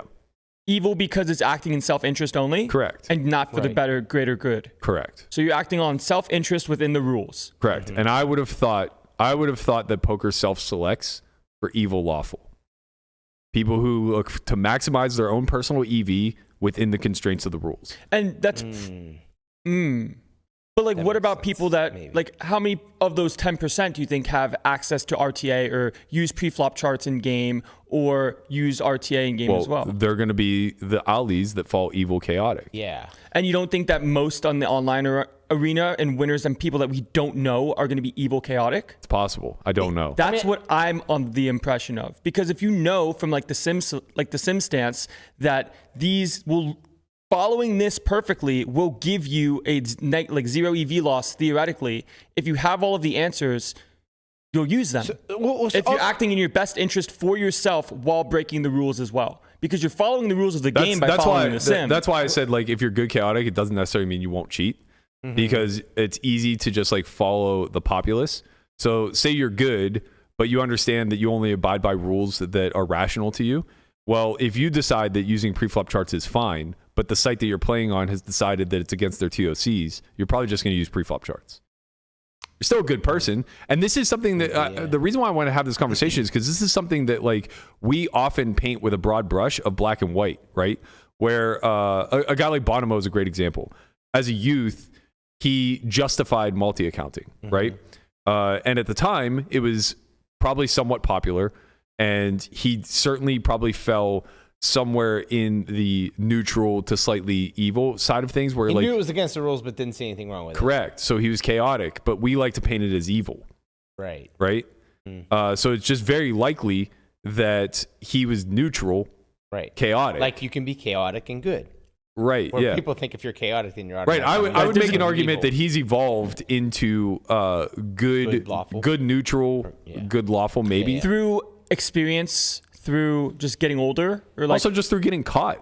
Oftentimes, like it's easy to reshape somebody's morality whenever they see the downside to their actions. Also, I think. Do you think if people get caught doing something that they change, like most people will change? Well, I think it influences them whether or not they change. That's up to the individual. Also, in your poll, when you say top 10% of most successful poker players, I think maybe people would think of it differently if you said top 10% of winningest poker. Yeah, whoever makes the most money. That's fair. They have a different view of success. What that might be. Just mean like industry success. Yeah, you might get a different result. People will be like, oh, okay, well they did some things they shouldn't have to win this money. Yeah, I could have qualified it better. I would see that as evil lawful. Honestly, yeah, agreed. The biggest winners. Agreed. Sorry, evil chaotic. Sorry, evil chaotic. I just think that the most successful people are willing to break the rules. I can't believe we got there. Oh my God! I can't believe we got there. That's so incredible. Fucking based, man. Oh, Let's get based. This, get this right out there. That's incredible. Look, it is a mantra to live by. The most successful people in this world are the ones that are willing to break the rules. Okay, you heard it here first. Evil, chaotic is the way to be. So I agree with you. In my mind, I think about. It sucks because the qualifiers here are good and evil, and it shouldn't be. It should be selfless and selfish. Yeah. Right. But like I think of like Timex, or Haralabob, I think these are very good people, right? But I think they fall into the selfish, lawful side of things, where it's like they will absolutely find the way, because they're very intelligent, right? So they find the ways to absolutely maximize any system that you put them into. Right. So they're good. But they do so within the rules. They're good lawful. Well, right? You're only saying that because we're saying, like, I'm saying I think that they're good people. If we change it to selfish and selfless, I don't think they're selfless lawful. They're not giving EV to anybody. They're just like straight neutral. Just change it to selfish, selfless. Selfish, lawful. Yeah. And I think that's most of the community. I think that's the vast majority of poker, right? And I think it's important to make this distinction because we do see that these... You're playing a zero-sum game. Right, you're playing a zero-sum game, so it is heavily incentivized. And the big qualifier here is if you're going to be selfish, then it's very critical that you're lawful, right? If you're selfless, now chaotic is kind of a little bit more forgivable. You can Robin Hood it, kind of. Well, I don't want to go that far, but I just want to kind of demonstrate a little bit of grace that we don't really exude much in this community. So what I'm saying is if somebody is generally good in the sense that they're giving EV back in a lot of ways and they get caught using pre-flop charts, like who fucking cares? You know what I mean? But we try to condemn them and paint them as like the same as an Ali type. Right, the evil rule breaker. Yeah, we don't have much of a spectrum or sliding scale here. Where you're saying we should. Correct. When you sit down at a cash game table, like the vast majority of everyone that sits down at a cash game table looks around and says, I want to win every chip on this table. Right. And that's a very selfish thing. You don't sit down and be like, I hope he wins a little bit and he wins a little bit and I win a little bit and we go home and some But people wants win, and actions right? are very different because like recreationals want to win every chip on the table, but every single one of them is good and chaotic. Right. Almost across the board. I mean, there are a few that are like evil chaotic, but importantly, recreationals by nature are generally very chaotic. Chaotic as in like maybe trying to find angly or just playing outside of the sim? Because they think it's a part of the game. Right, like so. I as a rec, I get some extra benefits. Yeah, and also like they'll negotiate business four ways. Right. You know, that happened. It happens. And it's one of those things where it's like the dealer could say like, hey, you're not allowed to do that, and they're just gonna say like, I don't care. Yeah. Right, like we played with enough recreationals where they understand they get the VIP treatment. The floor. Yeah. Right, them getting the VIP treatment because the game runs around them. Like immediately almost chaotic. Certain recreationals. Most recreationals. Right. Like anything beyond 2-5. Right. Of course, like 2-5 and 1-2, it's very critical to implement the letter of the law. Right. So that people are trained not to take too many liberties as they graduate. Right. But like once you start getting into uncapped games, the person who's losing the most EV, i.e. the good guy, is going to get to be the most chaotic as well. When you get to those levels, the wreck is the whale. Or not the whale, but like the wreck is usually the spot. Sure. Yeah. All I'm getting at is like we don't have to. We use so many emotional terms. If you just qualified an EV, it's the person giving up the most EV. Correct. Yes. Right. Yes. And then in those games, like the people that are in it call it like the good lawful regs or whoever, accept that this is part of the game and that's fine. Right. You're just like, okay, yeah, like you know my hand, you still want to run it once or whatever. Like in theory, like you only know once or twice. Sure. Fine, even though the variance is still the same. Yeah. Like kind of thing. Yeah. Like you make the rules, I'm in. Yeah. Whatever you want to do, I'm in. And I also think that the other way we can separate this, and this is kind of alluding to your point, is rather than talking about it at the individual level, we can talk about it in environments. So I think generally speaking, live poker is good and somewhere between neutral and slightly chaotic. Very chaotic. Where online is evil and lawful.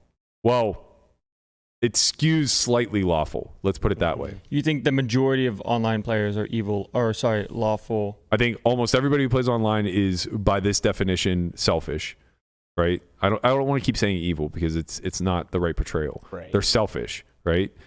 Almost everybody, 100% of the people outside of the recreational pool. And I say it skews lawfully because the rules are automated by the sites. A pretty good example is like you're playing like a tournament, folds you in the small blind, and then all of a sudden the big blind disconnector sits out. Almost everyone just auto click. Yeah, this is always a lot of people. I mean, I guess there's some people that will like just wait till they come back. But Landon's point earlier is when Right. you're in the public spotlight, you're forced to change your morality regardless of what you internalize. That's very true. Right? So if it folds the pads in the small blind and it's a Sunday major and everybody's fucking watching and screenshotting and screen recording, Right. and maybe not even folding the small blind. This let's say he's heads up and the guy gets disconnected. Yeah, yeah. If it's pads, he has to sit out and Right. wait for him to come back. Yeah. He doesn't have a choice. Right. Even though anybody who's anonymous would excuse the behavior of just like robbing this guy blind. It's funny because like I think I've tried to put myself in that situation. I think like someone was sitting out like, and it's like the middle of the tournament. I'd probably just take the blind. But if like I was heads up with somebody, I would definitely sit out. Well, here's the thing. It's a prisoner's dilemma again. Right. Right. Would they do it for you? Would they? Right. Yeah, So exactly. and this is again where like a lot of the nuance comes in, and it's a discussion that makes it very complicated to have. But you should steal Yeah. always. Yeah. Because nobody knows you. Right. So they're never Well, going. they might now. Nobody knows you. So they're never going to return the favor. Like if you're at a GG 215 final table and you get heads up Right. and you disconnect, no one is ever folding to you unless it's pads Right. or someone of that ilk. Yeah. Because now they always have to extend the split, right? They always have to split the EV here because of the watchful eye, and they know that they'll be scrutinized. So Make sure you have a good internet connection if you're playing me heads up. so this is the impetus of trust being projected out by society as a whole. Society as a whole values trust. It's how we got here, right? But on an individual level, we value protection overall. If everybody followed the rules, like quote unquote, everybody wins, right? But if one person now breaks the rules and doesn't get caught, no. If everybody follows the rules, it's zero sum. sure. Right. If everybody follows the rules, everyone steals. I just meant from like. Oh. Yeah. Right. Because it's within. Sorry, I didn't. Correct. So I didn't try to mean it that way. I meant like it's. If everybody cooperates, then it's still zero sum, but everybody's better for it. Right. I wasn't necessarily using the dilemma. I was kind of more getting to the point of if there's a bad actor that can't get caught, they're going to gain the most. Correct. Always. And that's where I was going. That's with why that. cooperation and trust is so disheartening, because all it takes is one bad actor and they steal all of the EV that everybody else is trying to split up. Exactly. Right. So it's always a weird conversation when it comes to morality and like societal norms and being in the spotlight, because we were talking about this in the car. Like, there's no such thing as like a truly altruistic act for the most cases, right? So it's just a matter of the floor being zero and then actions going up from there. If you think like the most evil action ever is a 0 on the scale of morality, right? Because now if you do something, like let's say Pads is heads up in a tournament, like I'm heads up in the tournament and I'm not going to steal, but I make like an Instagram thing of me saying like, oh, like this guy's sitting out, I'm not going to take his money. Right. And now that makes me look good in the eyes of society. Yeah. That's personal value, which is selfish. Right. Right. Because but it's still less than the dollar amount that you would have accumulated.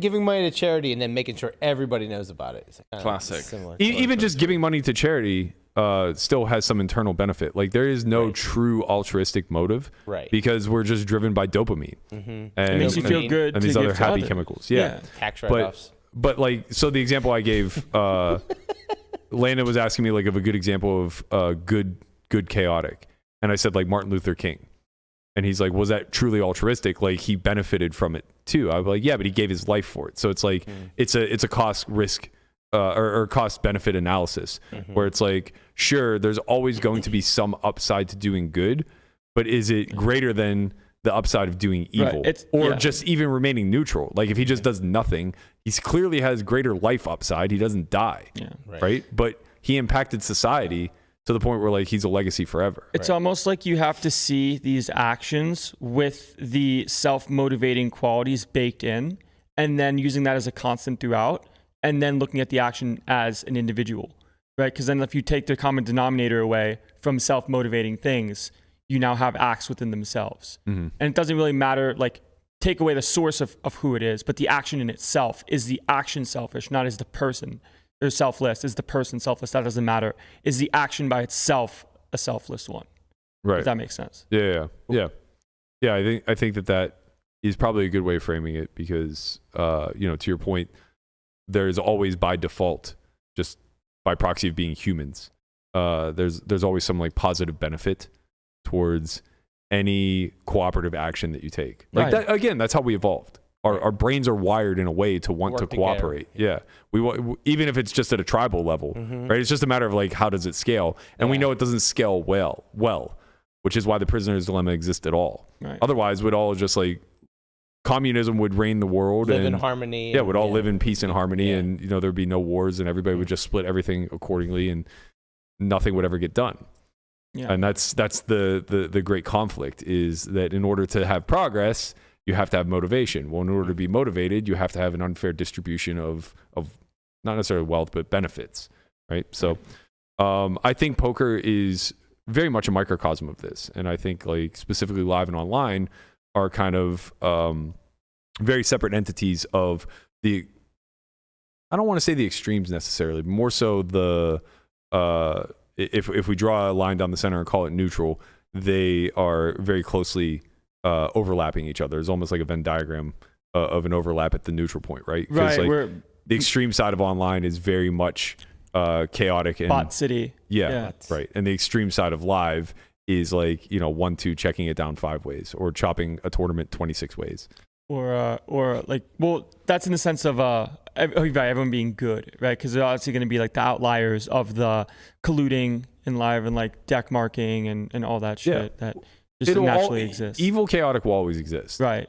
And those are the ones selfish, chaotic. The biggest EV gainers will always exist in a game, right? Yeah. Just toy game in general. Call it poker, call it like pickleball. So one last question: what do you think the best measurement of like the greatest poker skills would be of these 4 quadrants? Good chaotic, good chaotic, good lawful, evil chaotic, evil lawful. So can you give me an example so I can see where I'm supposed to go with this? So what do you think is the most revered of the 4? The most revered? Like, what would you aspire to? Good lawful. Good lawful, yeah. I personally think that this test has nothing to do with poker, and I don't think it's transferable. Go on. That's my opinion. I just think like we're trying to unpack the way that someone would approach live poker or online poker, and then use this test, which is kind of designed for your character and the way that you'd act in the outside world away from the poker table. Like, that's my opinion. Like, I'll run a sick bluff, but then I'll also, I'm trying to compartmentalize. I'm glad you brought it up, because I just don't think like I've been listening to you guys. I haven't really said anything because I'm trying to make up in my mind like how I feel about this test, and I just don't think it makes sense to use this test and then to use it in a way where we then try and figure out how, like, where poker players lie.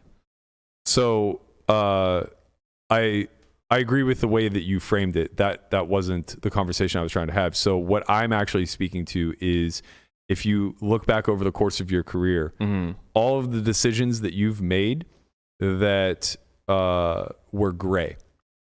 Yeah. So all of the gray that we operate in, it's not about running bluffs or value in game. Of course, like according to that, if we were all good, then the game wouldn't exist, because then bluffing would cease to exist. Right. What I'm saying is all of the subtle ways in which you can gain EV, which may or may not be nefarious, like may or may not be getting a seat change button. Yeah, chopping for more than ICM value. Right. Stealing somebody's blind when they sit out. The list goes on and on. Like, all of the things that we quote unquote police or attempt to get away with, ghosting in major spots, or being ghosted. But do you think any of those things that you just pointed out are, so you could use those and look at those and say, okay, this guy ticks this box. He would bum hunt. He would steal blinds. He would take more out of a chop than what the EV split would be. Based off of those 3 things, I know that he is evil, whatever, or good, lawful.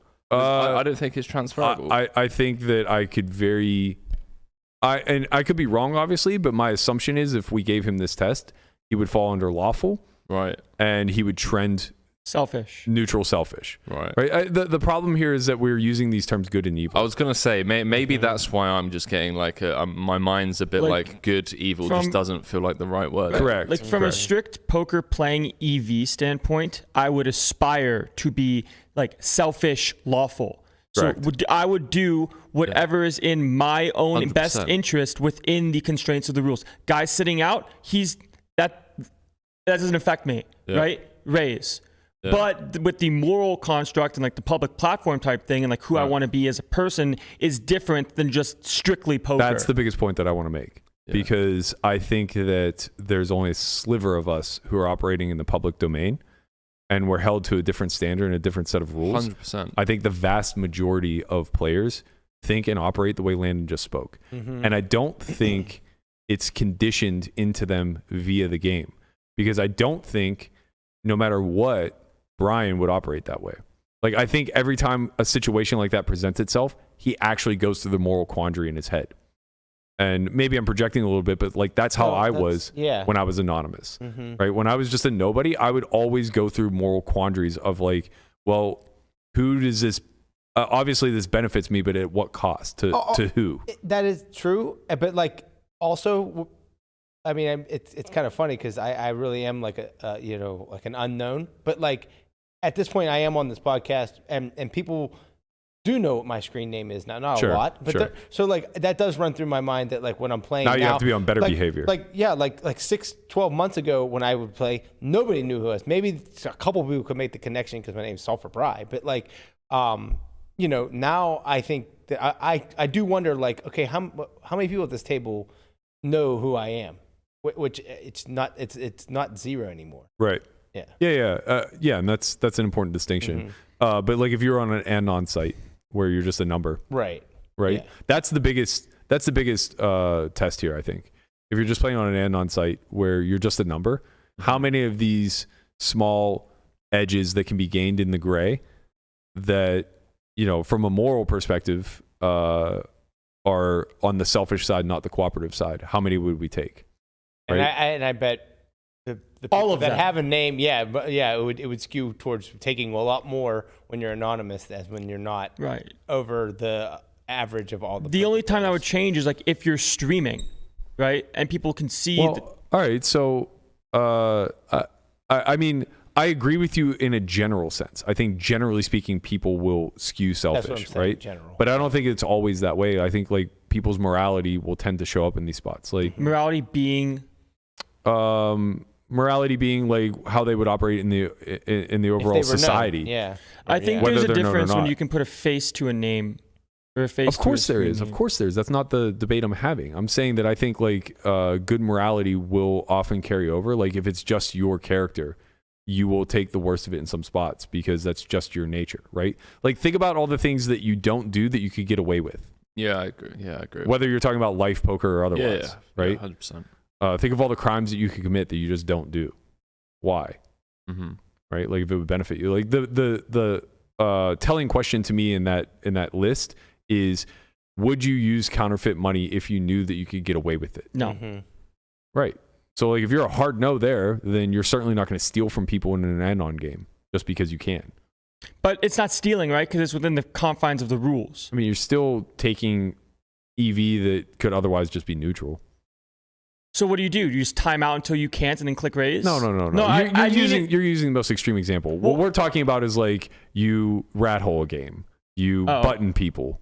Oh, yeah. No, that's way different, I would assume. But in an anon game, you could absolutely get away with it. Yeah, people get away with grimming all the time. I thought you meant like someone sitting out of their blind and you click raise, right? I mean, that's like so fringe on neutral, right? Like, okay, got it. I see what you're saying, because I thought in the sense of... When you take these thought experiments, you have to push them to the extreme. Sure. Right? Yeah, I see what you're... Now I agree with you. Sorry. Is rat holing and buttoning a good example, though? I think so. I think grimming is. I think It's definitely stealing I think EV. the things that are like in the TOCs, maybe it's a good example of like I just think evil chaotic scumbag regs who aren't good at the game. Yeah, but we think that of everybody who takes these soft edges, right? Somebody who jumps seats in a live game to get position on a rec. Like I think they're just a scumbag who can't win otherwise. But that's in the rules. Correct.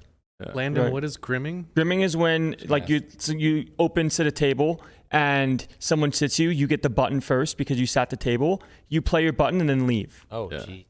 Like people have made. I never there've been. Oh man, that's happened to me so many times. I didn't even know it was They named. play you. Yeah, so yeah, you sit down and they literally play you one hand, leave, go sit at another table. The wait. EV, I've seen graphs of like they're on 2+2 of like somebody just like grimming. It's Insane. rocket. Of course. Yeah. Dude, Right? you're just like always playing in position. Like, if every you- hand. if you- People get banned on online sites for grimming. Yeah. Yeah, they should. I mean, that's Yeah, I mean, if you could do that with volume, volume, it's like that'd be a lot of And not money. even volume, right? Like let's say you're playing 10-20 and you get to do it 2,000 hands a year. Right. just look at any graph of like how much money you make on the button compared to. Yeah. I played In the big Heads Up ones. Halo for quite a long time during lockdown. And there were people that would try and grim me, and I would just chase them around the fucking lobby. I'd be like, okay, fuck this guy. I wasn't playing like insanely high, like up to Yeah, like yeah. 5-10 Heads Up Halo. And there were a couple of names I just had flagged on certain sites because I knew that the sites didn't have the security team to like even deal with this. Like something like the smaller European sites. And I just chased them around the lobby relentlessly. I'm like, you're not getting any action. I think the mate. point that I'm trying to make here is not one where it's one-to-one transferable morality in a human, but to some degree it is, right? Because it's the watch why effect. Like a lot of society functions the way it does because people are judging you, right? And the second you strip that away, then it allows us to kind of behave as a bit more of deviance. So what I was really trying to kind of portray here is the different characters that fall within this game whenever it comes to those judgment. There are some people who, if they can find an edge because a rule hasn't been well written or because it's unenforceable or because nobody's watching and it's one of those things that's like, yes, it's in the TOCs and you're not supposed to do it, like ghosting, right? We had a whole episode on it yesterday where there's a high degree of confidence this bracelet winner was ghosted, whatever. It's in the TOCs. It's against the rules. It's absolutely unable to be proven, right? There are just like too many workarounds where it's just way too simple to get away with. I think that there is a large selection bias in poker for those types of people in our community, right? And I think like we've done a great job in the last 10 years specifically of publicly outing that behavior and being hypercritical. And it's why doing an episode yesterday on Jay Straz getting banned for winning a bracelet, where it's possible, it's still well within the realm of possibility that WSOP banned an innocent person, right? But it's much more probable that they probably got it right, and the scrutiny was warranted. So we have to police this way. We have to self-police this way because a lot of this game does run on the morality code and the public scrutiny, so to speak. And with online being what it is, it's far closer to anonymous than it is to sitting down with 8 other people face to face where they're judging you. And that even applies to the gameplay itself. You just see more bluffing take place online. Why? People are more comfortable lying. Right? They don't have 8 sets of eyeballs judging their lie. I ran the sickest bluff of my career last night. So We're so proud of you. thank you. You made him fold for $100? No, Bro, how sick. Nice. How sick were you whenever that guy turned over fucking the ass end of the straight? Mate, you just wish that was true. You're just jealous that you can't fold rivers. Never folding rivers. You fold boats. Yeah, I folded a river one time. I was wrong. I'll never fucking do it again. What do you think mine was? Like numbers wise? I think you're good lawful, probably like 75% good, 10% lawful. Oh, really? I think he's high. Like Good. 90-90. Yeah, like 70-70. Let's see. What do you think? Oh, I didn't you tell me? No. Oh, you didn't tell me. I think I think they're both high as well. I think definitely lawful and good. Although High on both sides. having said that, Plus 70%. look at this kid. Look at the kid. Yes. 93-55. 93% good, Yeah, 55% So, lawful. Yeah, I don't really There you know like the 55% in the sense of, because like there definitely are some like laws that I personally don't agree with, right? And won't follow them to a T, which is why I'm not like 100, 9300 or whatever, right? And like some of the questions are a little bit skewed. Like we were talking about Like one of them was, would you rather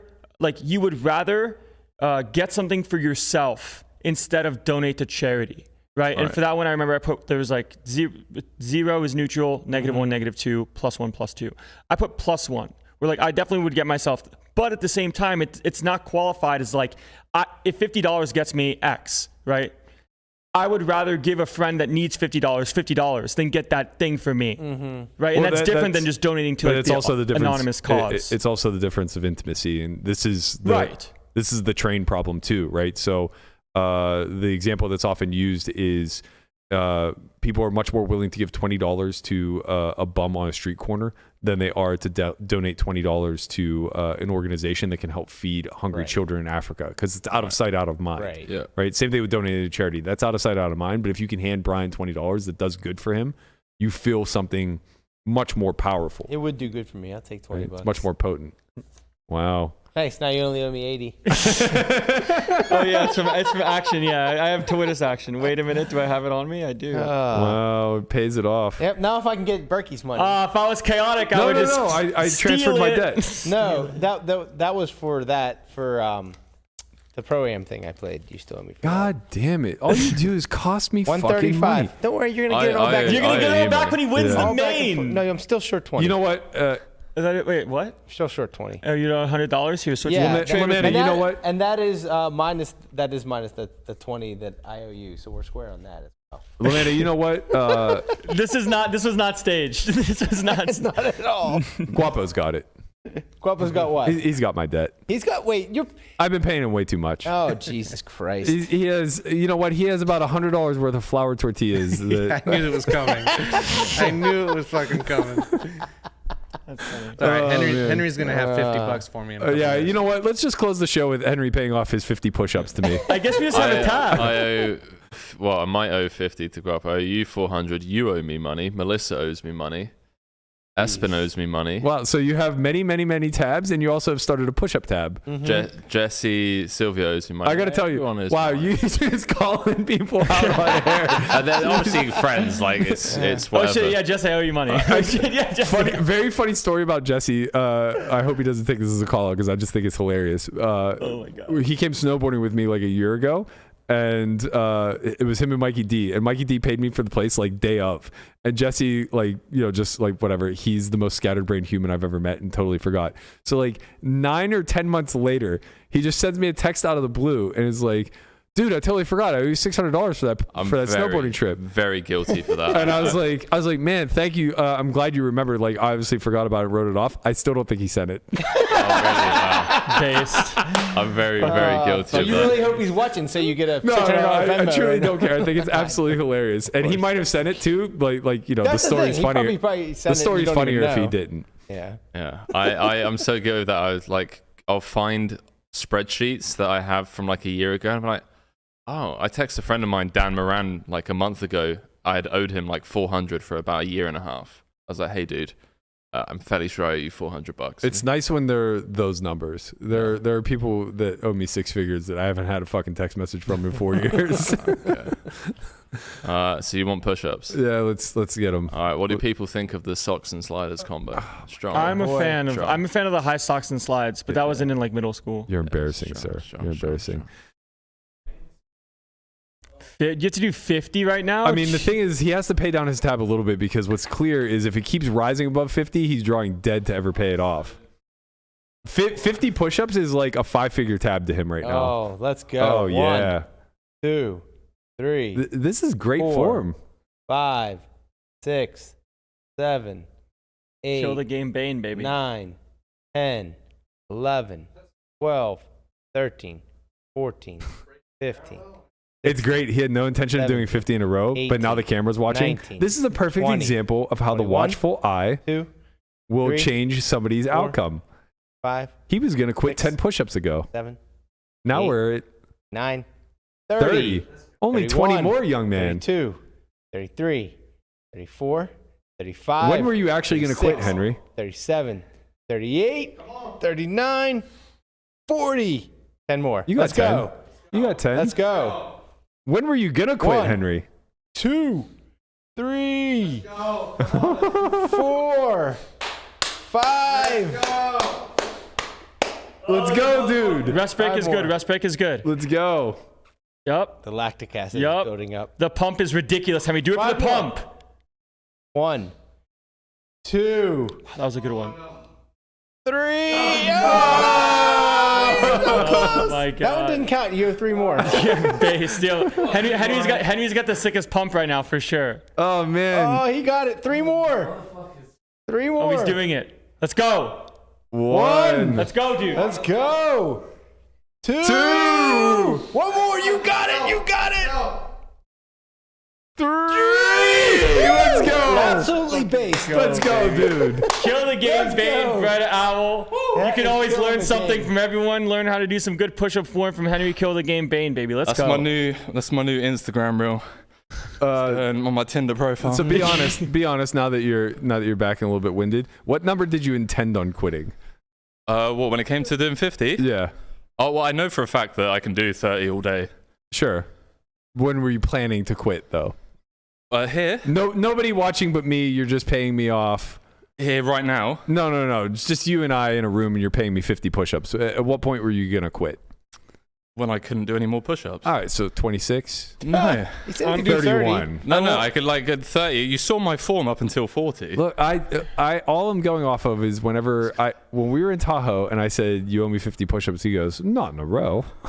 Right, but I think even if you guys were just alone in a room, he would try to rip off 50 just to be like, "Fuck you, see." Just to dunk on this old man. But I don't know if he would have got there without us cheering him on and the cameras on. I mean, him. there's that definitely gave him some- a little bit more adrenaline. There's some to get it social done. Did you see the facilitation. form? Form is It was Do clean. you good. think Good. that was my first time doing push-ups? Yeah. No. Landon, did you notice that his head was down? I saw that. I don't know if I don't know. It doesn't really change that much. It does. You want to be a neutral spine. Wow, then I should. So it's tougher with if your head's No, it just you're more likely to Dangerous. hurt yourself. Yeah. Yeah. It's okay. You're a man who lives on the Nah, edge. as On a 4 hours as sleep. not the 24. selfish morality, as the person Once that, you get into your 40s, you got to make sure your form's correct. as the person that made Henry do the 50. Not today, but I will. I owe the podcast 50. Wow. As it's not. This is very selfish of me because I want to flex, but I will still do it. It is facts. It's not altruistic. What makes it? You've got that to compare to, right? I was gonna That's say to what compete makes it a lot more altruistic is that he will not do 50 in a row. Yeah. with. So you're just gonna let me clown on you for free? I've forsaken you.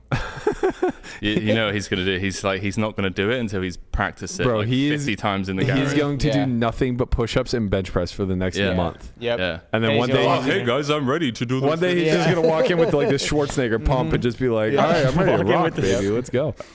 All right, Yeah. you boys got to get to LA, and I myself actually have to get to the gym. So thank you guys so much for tuning in. We appreciate you as always. We'll be back next week. We're going to be bringing you a little bit more Kill the Game Bane. Yes. Kill Bane, I guess, in studio.